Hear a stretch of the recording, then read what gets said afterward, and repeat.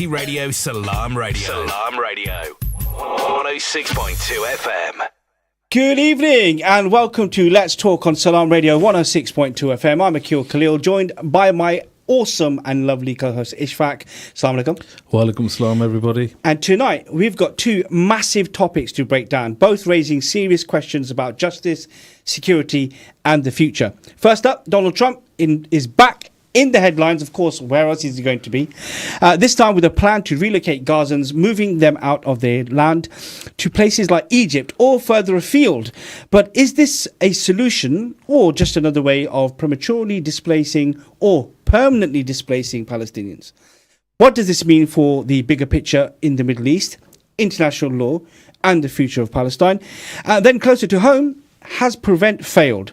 The Southport attack has reignited the debate about whether this counter-extremism program is actually stopping threats or if it's just creating more problems. Why is it that real dangers seem to slip through the cracks while ordinary Muslims find themselves under constant suspicion? We've got a lot to get through, a lot of serious subject matter to discuss as well. So before we do that, Ishi has something he wants to say.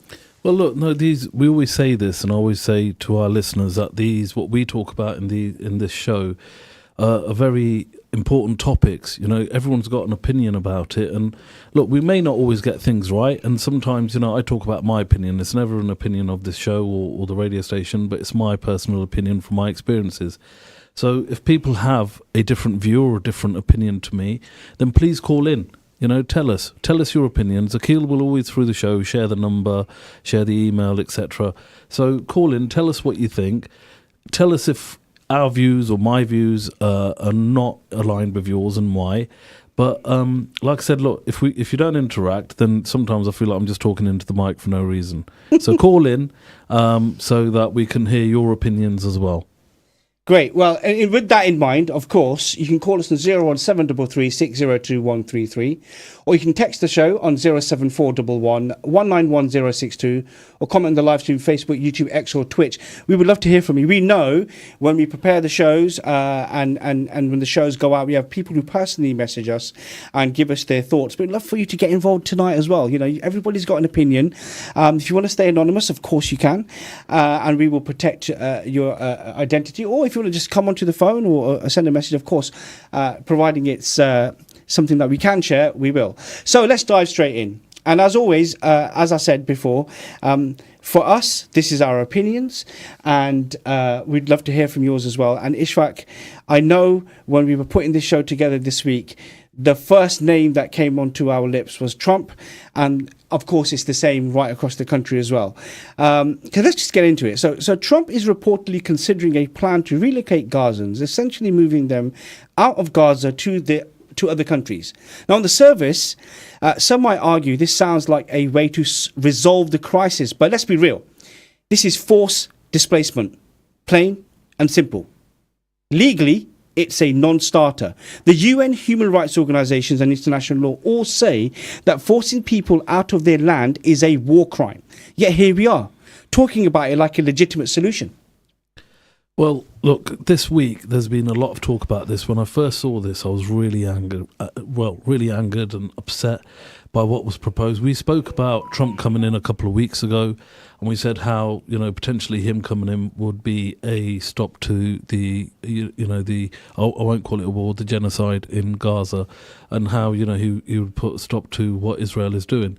But what I didn't know, and the curveball, and there always is with Trump, is that he has other ideas. And look, considering he is originally a real estate, a businessman, if he's been offered, and I don't want to go in, again into conspiracy theories and my own ideas, but then it makes you wonder, why is Trump going down this route? Is there a special deal for Trump where he gets to then rebuild that Gaza Strip, as he called it, into it was a Riviera. Riviera, said, that's right. Yeah. So and guess what? Plenty of Trump towers and hotels, etc., to go up on the bodies of Palestinians. So that would probably be his agenda for it, because at the end of the day, money talks for him. But the biggest thing of all is the double standards that I see. Sometimes people talking on social media, and it's like they're closed off. You talk about Palestine, you talk about Israel. As soon as you say Palestine, people think Hamas, right? Yes. So Joe Public, who doesn't know the history of what's gone on there, will always jump to the defense of Israel and its actions by mentioning Hamas and what Hamas did on October the 7th. And that's what it all comes down to, okay?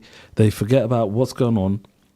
And the one thing I wanted to just, touch on again with these double standards, and I've kind of mentioned it in some of my posts this week, was not long ago, if you remember, I'm sorry to digress, but if maybe even last year, there was this thing about people who were saying Black Lives Matter, how it's a woke movement, all lives matter, right? Mm-hmm. And the people that were saying that at that time, I was like, yeah, you know what, you're right, all lives matter, okay? But at the same time, in the same breath now, those people that were saying then, all lives matter, all lives equal. But now it sounds like when it comes to Palestinians, not quite, okay? Because guess what? At the moment, no, Israeli lives matter more, because you look at the way our press, and we'll come on to that as well, but the way the press push the narrative, the way politicians push the narrative, the way people generally speak about it on social media, it's like, well, they do an exchange. So when it's hostages, Israeli hostages are being released, but on the other side, there's one Israeli hostage and 1,000 Palestinian, they call it prisoners. But it's children, women that are being released. Are they not hostages? Were they not held, without trial, without any legal recourse or anything like that? So I would say they're hostages too, right? But we're digressing. I'm just talking about the terminology here and how people try to manipulate people's mindset, should I say, So I want to get it's back to the basics and say, look, let's treat all these people deserve to live peacefully on their own land. If it was anywhere else, and I had this funny notion today, and tell me what you think to this, listeners, we have a struggle in this country to control our borders, okay? And I'm not saying this should happen or will happen, but it was just a notion that came to me and how people would feel. So, as you know, with Israel, one of the founding fathers of Israel would be Lord Balfour, who was British, English, and he helped to find the Balfour Declaration, which then went on to help create Israel. So going by that, because, Israel or Donald Trump is talking about moving out the Palestinians off their land, out of Gaza into neighbouring countries, we have struggles and issues with our border, and Israel seems to be doing a brilliant job in controlling their borders. Am I right, Keel? Yeah. So why not give them the bottom half of the UK? Say Kent, to manage the Dover crossing, draw a straight line across the Thames all the way down, give them that bottom section and say, here you go, create it here. That would be seen as illegal. There'd be an outcry. But for some reason, to do that to the Palestinians, it's okay. Yeah, that's... I mean, what can I add to that? Sorry, I'm rambling on about this, but it's really affected me this week. No, I understand. I mean, why would it not affect you? You're not the only person who said something. People have said things to me not too dissimilar to what you've just said just now. Yeah. And then if you listen to the conversations and the opinions and the thoughts of the Gazans that are returning back to the Strip, they are saying, who gives you the right to do this? Well, if you look at the media, the only thing that the media, are pushing is, oh no, the Palestinians want to move out of there too. The Palestinians have returned to rubble, yes, right? And they don't want to live there anymore. So Trump's doing them a favour.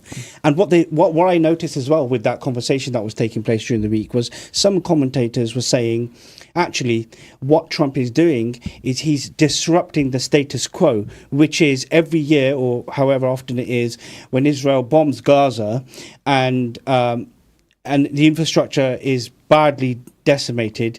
It's just a rinse and repeat. So he's come back into power now, and he's effectively just saying, we're not going to do that, but this is what we're going to do. But did you notice in some of the language that he used at the press conference, he said, well, the people who will live there, he never mentioned the Palestinians returning. No, he didn't.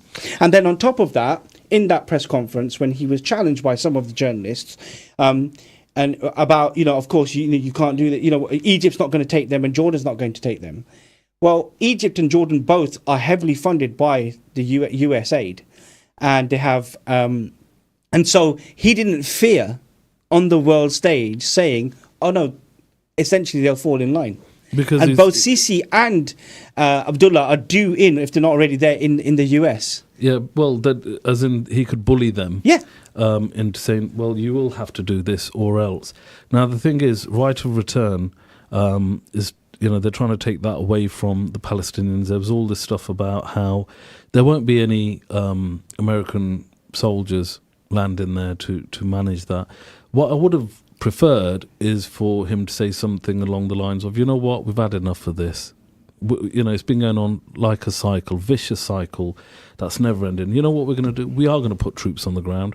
We're going to draw a line in the sand, and we are going to work towards a two-state solution because the Israelis and the Palestinians deserve to live in peace. Well, let me flip this on you, okay? So when I was doing some research and I was having some conversations with people from different parts of the world and people here in the UK, and on more than one occasion it came up that actually the Israelis, and this is well documented, the right-wing cabinet doesn't want a two-state solution. No, they don't, yeah. And nor does Hamas. It's probably both as bad as each other, I would say. Followed by, but that's not the reason why I said this to you, but following that element of the conversation I had with a few different people, they said then, so if the people who live there don't want to have a two-state solution, but we standing outside of this are looking in, are saying, but that's what they need, we'll fix it. It's never going to get fixed. So surely, and I'm playing devil's advocate here, yeah, with Trump going in, leveling it as he said it, rebuilding it, but the problem here isn't the rebuild, are they going to be allowed back in? I wouldn't. I think once they're out, they're out. Yeah, no, 100%. So I'm not saying to you in the sense of they go in, they rebuild, and then they let the Palestinians, because like you said, that would never happen. Once it's built a Riviera, it's not going to be there for the Palestinians. It's going to be for increased development, increased occupation, or as in signed off to Israel, say, which, in itself would be a crime. I think, and it is. I'm sorry, how else, unless you can redefine the dictionary, that is the definition of ethnic cleansing. Yeah, without a doubt. This is true. This is true. And, we mentioned as well, about Egypt and Jordan. We have to also mention the Gulf countries as well. All of them, none of them have stepped in to help in the way to taking any refugees. And then you have to look at Israel's role in this, okay? If the Gazans are moved out, does that mean Israel gets full control of the land permanently? That's a question. You have to ask yourself. If they get all taken out, who gets that land ultimately? Okay, that's one. Actually, answer that to me. Well, just coming on to that first, you made a point about the neighbouring countries never took any refugees. And at the time, I didn't understand why they weren't taking any refugees. And I was kind of angered thinking, hold on, these are, fellow Christian Muslim countries, but they have Christians and they have Jewish people living there as well. Why are they not opening their borders up? And the main reason was because they knew that if they'd open those borders up, they're playing into the hands of Israel and America, because they would then be forced into those countries, which is what Israel and I think America were probably hoping for, that they're forced into those countries, pushed into those countries, and they become refugees in those countries, and then those borders are closed and say, thank you very much. So I think at the time, although I didn't understand it, I understand now why they didn't do that. And I understand now why they still don't want to take Palestinian people in, not because they've got anything against them. I think they don't want to take them in because they know that as soon as they do that, the Palestinians won't be allowed back in. Yes, I agree. So you know what? In a way, that in itself should be enough. And I kind of hold them up to that and say, well done for doing that. It was difficult to see those people being massacred, but not opening your borders. But at the same time, the Palestinian people don't want to be there. They want to be in their own country, in their own land. So are we saying then? So are we then just saying this is kind of in a way of making Palestinian displacement official? That's what they're hoping for, and to be honest with you, I'm hoping that it doesn't happen. I'm hoping that the world leaders and the ICC and, all the other human law courts and, basically come together and make Donald Trump sees sense that you're not doing this. It's not going to happen. So you touched on the ICC. Of course, he's signed an executive order. I think sanctions against the ICC. He sided with Israel. Of course, he did because of the statements they made about Netanyahu, about the genocide, the crisis, and of course they've come out fighting. So we've got this element now where you've got European leaders, you have the ICC, you've got the UN, and other bodies who have all come out and said, yeah, this can't happen. Well, this should not be happening, and the Gazans should be able to go back home. But an additional issue to this is, what about the rest of the region? Look, if this goes ahead, it does destabilize Egypt. Of course it does. It does push Jordan into a crisis. Of course it does.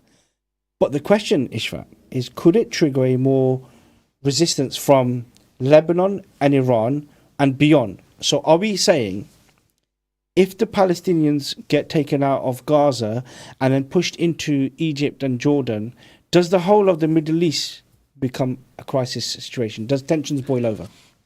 Look, someone said this this week, which, again, another journalist, which I've never thought about, and I thought, actually, it makes sense.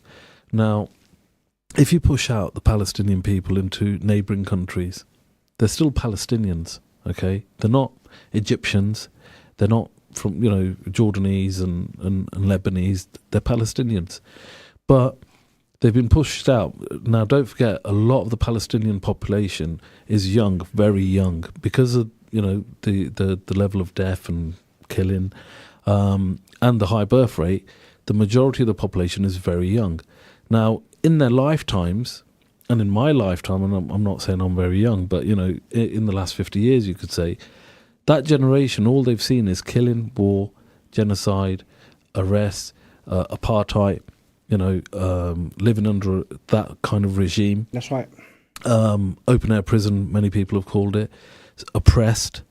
And so commentators will say, oh, well, then, perfect. If they move out, perfect, they're free, right? But the thing is, these people don't want to. This is their motherland. Okay, this is what their ancestors of over the last even few years, within our generations, have died for. They've seen people die. Their parents or family members have been killed over this land, and what you expect them to just walk away from it? So what will happen if you push them into those lands? I think Israel's problems will become even greater. Why? Because you won't just end up with groups like Hamas. You'll have groups from all around Israel, with Israel in the centre of it and everyone wanting to attack it. And I'm not talking about the governments. I'm talking about maybe there'll be militia groups, guerrilla groups, terrorist acts. And I don't want to see that, because everyone gets a bad name as it is anyway. But not because these people want to do that. I don't see them wanting to do that. But when you forced them into the far regions of the land, how are they going to react? These youngsters are going to grow up hating Israel, and all I'm trying to say is, where's the sense in that? By that time, Trump will be gone. We'll probably be gone as well. I'm talking about the next generation. It's just going to be another cause and effect. So the only way to do it is to be, if we have strong leaders that can actually, like I said, draw a line in the sand, be brave enough to say, this is what it is. The illegal settlements need to finish. Wherever they are, this is the land. Whatever's on that side is Israel. Whatever's on this side is Palestine. Will that happen in my lifetime? I don't see it. You know why? Because there's a lot of hidden interest in that area. There's a lot of religious meaning and connections within that area for all faiths, for Christians, for Muslims, and for Jews. And if you actually look at the religious groups themselves, happily live in peace. As a faith, if you talk to people who are Orthodox Jews or, follow the religion, if you look at the Muslims and the Christians from those areas, I'm sure they would happily live in peace, coexist without a problem. They've done for centuries in the past, right? It's only in the last how many ever years that all this has happened. So if you went back 100 years, I think you'd find they're all living in peace. So what's changed? What's changed over the last 100 years, to say the last whatever it is now, it was the formation or creation of Israel, and people being forced out of their land, the occupation, that has caused those issues and that divide. But it's gone on for so long. I think people are so tired of it now that if you ask them to sit down around a table and actually, without the right wingers and the extremists, the real people, the ones that matter, what do they want? If it came to the crunch, they would live in peace. I agree with you. I totally agree with you. I think peace has to be priority for the average person on both sides. Well, look, peace is the priority for these people, but the fact is that on the outskirts, with the business people, with the politicians, everyone has their own agendas. Yes. Whether it's because of the location of having for America a region, or Israel being there, allowing it to sort of control its neighbours with the backing of America, or even America being a boss in the area because it's Well, you say that though, Qatar's got a massive US base. Well, Saudi Arabia has tens of thousands of soldiers stationed there, right? Yeah. So do they really need it? Well, then what are the reasons? What are the reasons are there? I mean, I'm looking at it from a military perspective. Yeah. Thinking about what you've just said there in terms of, if you were to speak to the average person, take out all of the politicians and the business people, you're right. I think there's been so much war, so much killing, and so much othering that's taken place. And I'm also, I'm thinking about you mentioned the last 50 years. I'm thinking in all the time that I've understood world news and politics, I've never, ever seen a happy Palestine. Yeah. I've always seen war.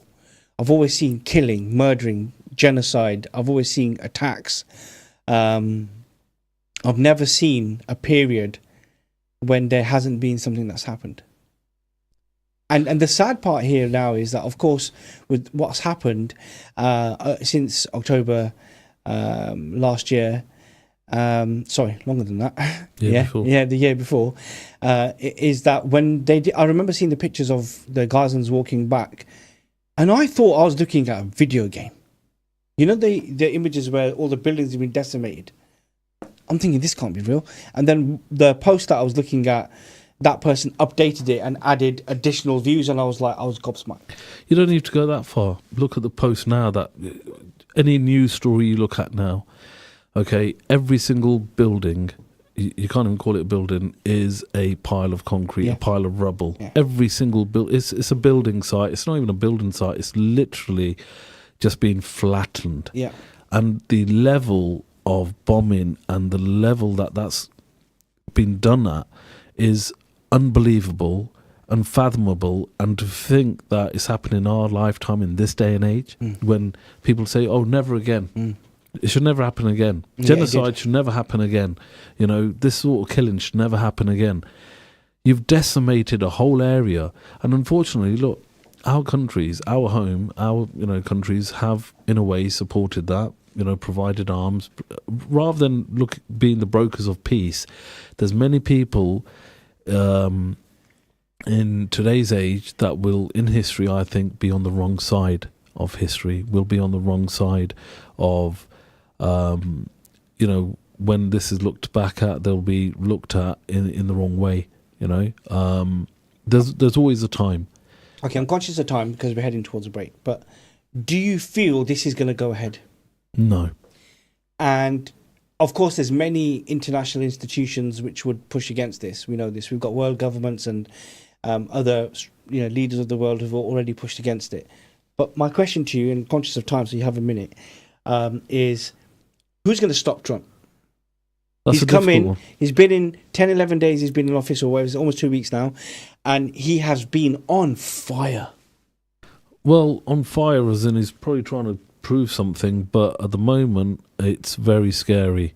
Who's going to stop Trump? That is the question. Ultimately, that is the question, because if he carries on the way he's going with his plans for what he's saying about Palestine and the people of Gaza, things are going to get a lot worse before anyone thinks about anything getting better, and that's my concern.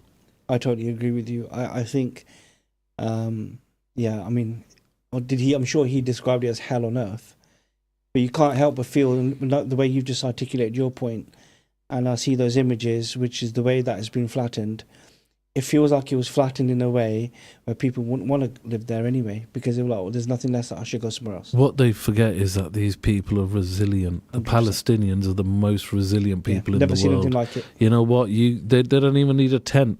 They will sit under a boulder if they have to, as long as it's their land. They don't realise how resilient the Palestinian people are. They will stay there no matter what, come rain or shine. They will stay. They've had bombs showering down on them. You know, family members being lamed, killed in front of them. But guess what? They will still stay and fight there for their home. Subhanallah. And you know, you're absolutely right. They have unmatched hearts. Absolutely, you know. And I think it's going to be an extremely troubling period. But we're heading towards a break. I appreciate your thoughts on this, Ishfaq. Do stay tuned to Let's Talk live on Salam Radio 106.2 FM.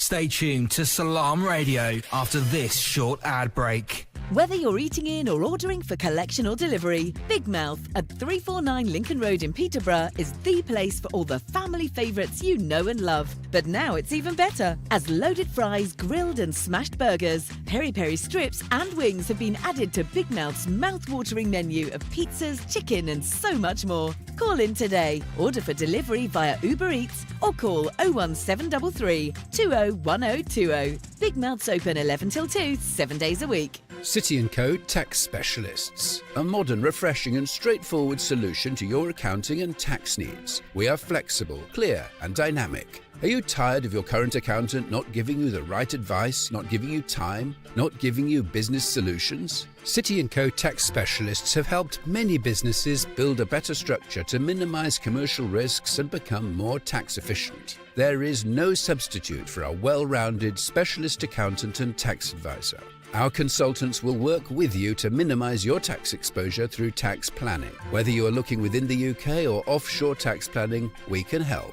We offer so much more than your average accountant, and that's what stands us apart. Call us on 01733 777782. Your partners in success. At Cake Inn, all our cakes and slices are freshly baked for that delicious taste. At Cake Inn, we bake 100% vegetarian and halal eggless fresh cream cakes. Delicious flavoured cakes for birthdays and weddings, ceremonies and all other occasions, with free customised messages, even balloons and candles too. Order for delivery or collection from Cake Inn, 489 Lincoln Road, PE1 2PE, and your cake could be ready within 2 hours. Find out more and order online at cakeinn.co.uk or call 01733 496 584. Are you a savvy shopper searching for the best food deals? Look no further. Adams Cash and Carry can help you save big. We're not just a food wholesaler for takeaways and restaurants. We also welcome household customers at our warehouse in Westwood, Peterborough. Visit our website and enjoy wholesale prices on everything from drinks to flour, rice to burgers and much more. To shop, go online and collect in store. Visit adamscashandcarry.co.uk today to start your savings spree. Craving authentic Desi flavors? Look no further than Desi Restaurant. From midday until 1 in the morning, enjoy our homemade specialties that will transport your taste buds. Indulge in tantalizing papri chaat and savor the rich Chersi Kadahi. Treat your friends to our fresh 1 kilogram Chersi lamb handi. Plus, get 2 12-inch pizzas for $11.95. Located at 298 Lincoln Road, we deliver from lunchtime until 1 a.m. Call 01733 555 795 now to order and experience Desi Restaurant's flavors. Do you own a restaurant or takeaway? Cater Fair is an expert supplier of new and used commercial catering equipment. Visit caterfair.co.uk for quality equipment on sale at the lowest prices, or call us on 01733 310 115 or visit us at 11 Royce Road, Fengate, Peterborough. At Masters Pharmacy, we put your health and convenience first. We offer free blood pressure checks and blister-packed medication. With our free same-day prescription delivery service, you can have your medication when you need it. We also offer travel vaccinations, including Hajj and Umrah, along with other services to meet all your pharmacy needs. For more information, contact Masters Pharmacy on 01733 567 208 or visit us at 303 Lincoln Road, PE1 2PH.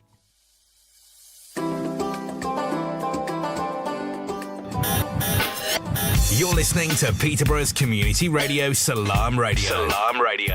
106.2 FM. Welcome back to Let's Talk, live on Salam Radio 106.2 FM. I'm in the studio with Ishfaq Hussain, my awesome co-host. Before we get into the second topic, Ishfaq, following on from the first topic when we were speaking about Gaza, there's going to be an event taking place here in Peterborough. I'm going to pass over to Ishfaq now, who's going to share details about that. Go for it. So just very quickly, we've organised an event. We did one last year to raise some money to support Palestinians. It was to raise money for medical aid at the time. Now the money is being raised, and we've got some very, very good speakers come in. Sister Lauren Booth, you may know, journalist and author, who is the sister-in-law of ex-PM Tony Blair. We've got doctors from Gaza who are going to be there talking about what they've experienced and what help they need and what they've been doing there and what they've witnessed. So if you really want an in-depth look or insight, an honest insight into what's going on in Gaza at the moment and what help is needed, then speak to come and see these people, listen to them and see firsthand what's been happening and what the plans are going forward to help rebuild Gaza. So it's going to be a charity dinner. Tickets are £10. There's limited spaces. There's about 5 or 6 well-known speakers who have been involved firsthand in Gaza, in medical aid, in getting much needed aid in there. So please come to the event, buy your tickets. You can contact me. You'll see posters going up. It says Rebuild Gaza. It's on the 20th of February, 6 p.m. it starts. Thursday the 20th February, and it's going to be at the Railway Club. Because of limited space, so it's going to be tickets. So please buy them beforehand so that you're not disappointed. If you need any more information, you can contact me or message Salam Radio, and they will forward the details on as well. Great, thanks for that. Wish you all the best for that. Okay, now let's bring things closer to home. The UK's counter-extremist strategy, Prevent, is under the spotlight again. This time for the Southport attack. The attacker was apparently flagged for concerning behaviour, yet still nothing was done. So we have to ask, has Prevent failed? And let's be real, this isn't the first time we've had this conversation. Time and time again, we see cases where someone should have been stopped but wasn't. And at the same time, we see young Muslims getting pulled into Prevent for things as minor as growing a beard or expressing political frustration. How does that make sense? Look, this is a tough one, because if you asked me a couple of years ago, I had a very different opinion of Prevent. I'm still not agreeable with it because I believe that the people that have designed it or come up with the ideas haven't understood the problem. Okay, so in one way we need something to protect our youngsters. We need something to protect the country, right? And we need something to stop kids becoming radicalised. So I understand all that. And we need that. And look, we were talking about last week how as a community we need to be open and honest and be able to talk about the difficult subjects rather than, shoving them under the carpet. There's taboo subjects. Prevent isn't a taboo subject. Prevent is something we should be actively involved in to either help develop or improve, because when it goes wrong, the first thing that we see on the news is when something wrong happens, a knife attack or a terrorist attack, the first thing as a Muslim I think, oh, please don't let it be a Muslim. And you know what? I bet you there's every single Muslim in this country feels exactly the same way. Please don't let it be a Muslim name, right? Because you know what happens for the next month or so? Islamophobia increases. People start talking and saying stupid things on social media, offensive things, right? Or make you feel like you're the other. And then there's always an increase in racism, as I said, Islamophobia. So how do we tackle that? We tackle it by making sure we stop, radicalization. And people have this image like it seems to happen in every madrasa or every corner, or that Islamic values are not aligned with British values. Well, guess what? Wake up, people. They are aligned, This is my country. As a Brit, I'm saying this, this is my home, and my values are aligned with British values. So I want to protect people, whether it's her name's Marjorie, whether her name's Amina, whether her name's Fatima, whether her name's Julia, Kemi, whatever. Everybody deserves to live in peace, like we were talking in our previous section. So Prevent has got things wrong. What happened in Stockport was Southport, sorry, sort of proved that there was failings in Prevent. And then when we talk about national inquiries and what goes wrong, be open about it. What is going wrong? Why is it going wrong? But then at the same time, people from within those communities where it's being targeted towards feel like they're almost openly being attacked. This is true. Let's look at the numbers. Look, and they do speak for themselves. Okay, so over 70% of Prevent referrals are Muslims, despite the fact that Muslims make up only around 5% of the UK population. So, is this actually about stopping terrorism, or is it just profiling? And look what slipped through the cracks, okay? We had Darren Osborne, the Finsbury Park attacker, the guy who killed David Amos, right? Now the Southport killer. If Prevent is about stopping threats, why is it missing these? Well, this guy from Southport was highlighted many times, and he, like you said, he got through the cracks. But it wasn't just got through. There was definite failings. Okay, there was definite failings in the system. And is it again like? And look, coming back to it, when we were talking last week, was it last week, the week before? I forget. When we were talking about grooming gangs, right? And how there's calls for national inquiries, but yet those inquiries are only looking at concentrating at 3% of the perpetrators. Because guess what? That 3% fits a profile of Pakistani, Kashmiri, Muslim, whereas the other 97%, let's ignore them, because guess what? They don't fit the profile. So if that happens, those 97% would be ignored. What about all those victims? And it's the same thing with Prevent. If you're going to target or profile towards one religious group or one section of the community, you're going to miss a lot of others, because guess what? They don't fit that, profile. So yeah, they don't matter as much. Yet the heinous crimes that were committed by those people, where do you go? How were they allowed to slip through the cracks? True. Let's talk about that. If Prevent is making entire communities feel like suspects, because it is, how does that help? If young people feel like they can't express themselves without being labelled a threat, doesn't that just push them way further? I mean, I've had conversations with people saying, well, it's almost like they're the thought police as well in schools and other environments. Where is a safe place for a young Muslim to go and talk about things in a way that they can express this, perhaps get off their chest, maybe share information where they're feeling uncomfortable about something, but in an environment where that's not going to lead anywhere else?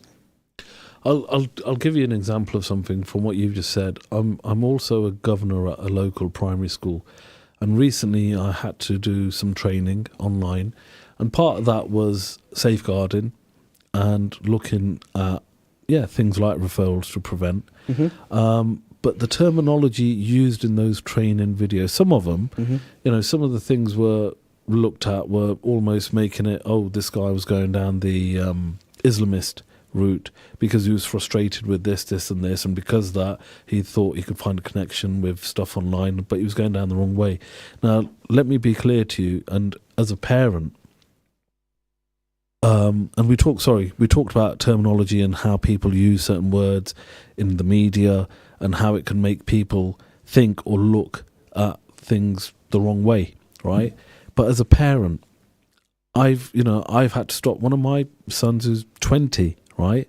He was looking at a video and I had some concerns because nowadays, and I'll tell you what the concern was, that he thought he was watching a religious video, as in someone giving a religious speech, nothing hateful or harmful.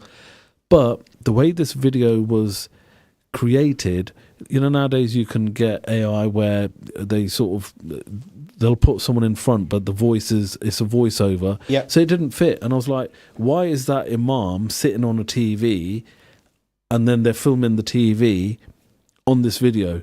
So obviously I couldn't hear what was being said. So I had to pull it away and sort of say to him, can I have a look at this?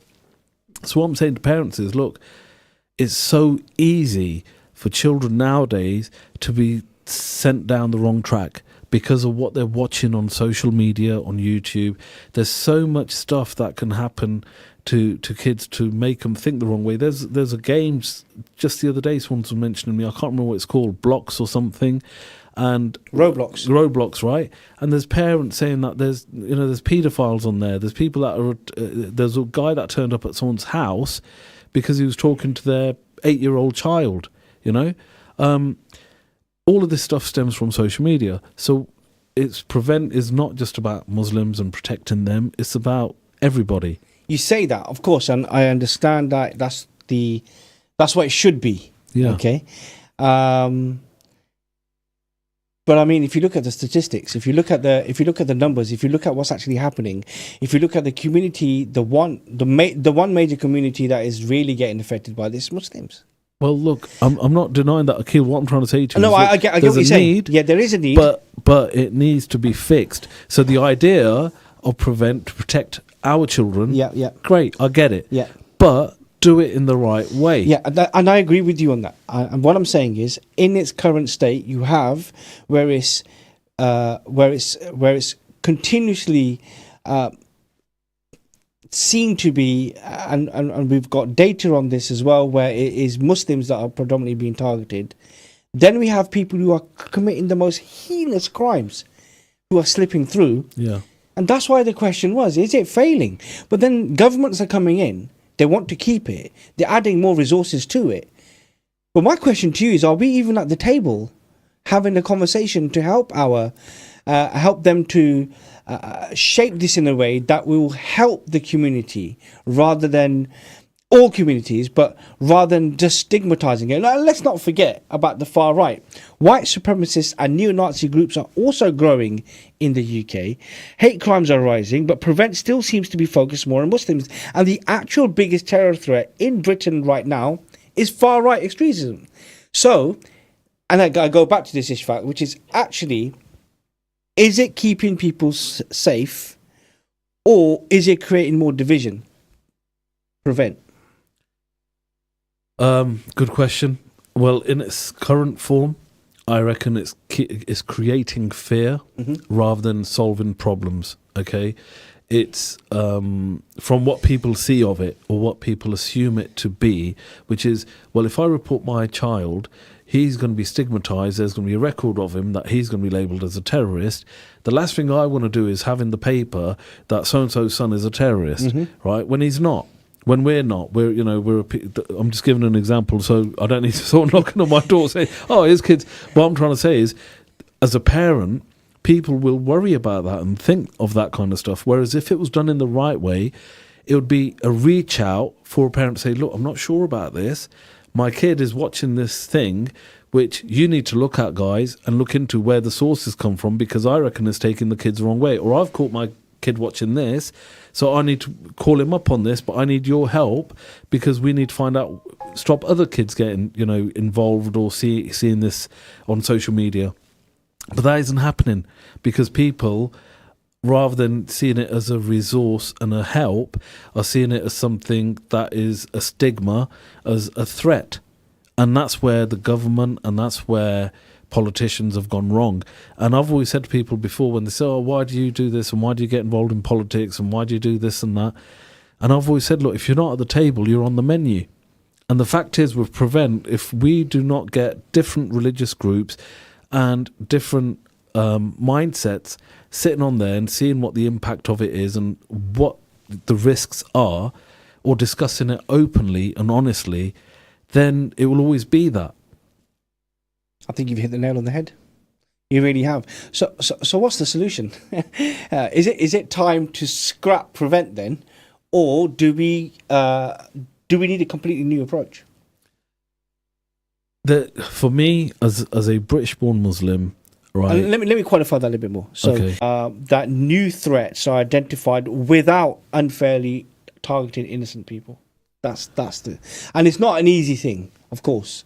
Well, it needs to. That's what needs to happen. But I'll tell you what needs to really happen is there needs to be a reset. There needs to be a change in people's thinking. And what I mean by that is, look, and this covers what our earlier topic was. It covers so many other topics we've had over the weeks, which is there's with British Muslims or faith groups within this country at the moment, there seems to be this feeling, this unrest that we are the other. Mm-hmm. Okay, and I've never felt that before up until the last couple of years. Before that, I used to always defend and say, no, what you're not talking about. To give you an example, and I'll touch on this, just in the last couple of weeks, I experienced some racism, which when people have asked me before, have you ever experienced racism? Someone's saying a name or this, that, the other, never really bothered me. And there's times where you brush stuff off. But this was something that was so obvious, and I was like, and I'm sorry to bring it up in this context, but it gives you an example of what I'm trying to say. I called up because I was trying to arrange a wedding venue for my son to a well-known local venue. Okay, my sister called them up, emailed them, and they said, sorry, because she's got an Asian name, sorry, we're fully booked till all of next year, so sorry we can't help, have a great day. Just something that every day is booked, really. So I got my son to email using an English name. Within 3 hours, same person replied, said, oh yeah, great, we've got loads of opportunities, loads of days available, come in, let's have a meeting. And that was my first experience recently of open racism or Islamophobia, whatever you want to call it. And I was shocked by that and upset by it in a way. But to protect us from those kind of things happening, when I say there needs to be a reset, the media, the narrative. I posted something today, just to give you an example, where the guy, is it Stockholm somewhere where the recent shootings happened? Yes, that's right, yeah. Right? But the media portrayed it and they used the picture of one of the victims who'd escaped, but he was a Muslim. So in their story of the Stockholm killer, although they put the killer's picture on one side, they used the picture of the Muslim guy on the other side and talked about the killer and the threat and this and that. So when people just quickly read it under the headline, Stockholm killer, they'll see a Muslim guy. But guess what? It had nothing to do with a Muslim guy, but it's just that narrative that people will push. So the media, we need a reset. Right, because at the moment everything seems to be anti-Muslim, anti-belief, anti-God, or anti-religion almost sometimes, and then the politicians need to have a reset as well, because at the moment everyone's almost scared of Islam for no reason. Do you not feel though that we're like a trillion miles away from this reset? Because we've got literal industries that are fully established now, running on media outlets and other organizations making money by having the status quo. Well, at the moment, the social media guru, oligarchs or owners, you want to say, like Elon, are very anti-Islam anyway. Okay, and then you know this with tech, the algorithms that they will use. There's certain stuff that they will show, whereas there's other stuff that they won't show. I mean, in reality, and sorry to come back to our previous topic, but if people were able to see what's been happening in Palestine on social media, I mean, all of the stuff that's been happening, without those algorithms knocking off some of those videos and horrific videos and scenes, people would have probably a very different view of how they see the Israel-Palestine issue. Do you understand where I'm coming from? I do, yeah. Right? So there's a big swing I've seen in the last couple of years where we seem to be getting stigmatized very easily, right? And all I keep saying to people is, look, I'm just like you. We're just like you. We're this is our home. We want to protect it. And then there's people talking about, oh, Sharia, you believe in Sharon's law and all that kind of stuff, right? I'm like, hold on. I live as a Muslim by my religious values and my religious laws, but I also live by the law of the land. And we've said this before. There's no difference in that, in the sense that I'm comfortable with that lifestyle. It works for me, and it doesn't affect anybody else on the outside. I don't, force my religion on or beliefs upon anybody. And to be honest, it makes me a better person. It makes me help my neighbours of different faiths and colour groups and whatever. And if there's someone in Peterborough that could say that I haven't because they were a different religion or colour, please come out and say it, because that won't be the case. So, and then, another story I shared last week was how Muslims in this country are the biggest charitable not organisation, but give the most charity 4 times as much as anybody else within this country, being 5% of the population, but yet we give 4 times more charity than everybody else. And we don't look at, again, colour and creed. We look at we're all in it together, right? And the need, right? I mean, you do it with your charity stuff, with the food bank and all that stuff that you do as well. And we don't look at colour, creed, religion. We look at the need. That's it. And we're all in it together. And so, look, I will say that we can keep trying to push, keep trying to inform people, advise people. And there's some very good people out there. It's not everyone's anti-Muslim. There's so many people out there that see the work that Muslims do, and they themselves come out in defence. We've got friends that they're not Muslim, they're British born, different backgrounds, but they will all defend. And again, I was thinking about this today, how there's so many good people out there who don't just fall into the narrative, or let's follow what everyone else is saying. They will actually stand up against the crowd, against the sheep, and say, well, actually, no, this is my experience. This is my experience of Muslims. I agree with you. And when we had these riots that kicked off from that, and in Southport, there were many people who came out in defence. Yeah. The following morning, all the local people helped to rebuild the masjids and all the stuff that happened. That's right. And we need more of that. I think, in terms of prevent itself, I think we've got a long way to go. There's vested interests in play now, from a political aspect, and trying to manage how this goes. Just taking on what you said about having a seat at the table.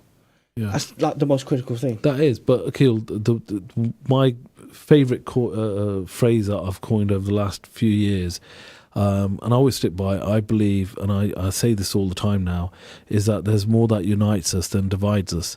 Okay? Prevent, if there is a need for it, it needs to be tweaked, adjusted, improved, for our benefit and protection as well. Because guess what, as Muslims, we need protection too. I agree. Right? Okay, thanks for that, Ishfaq.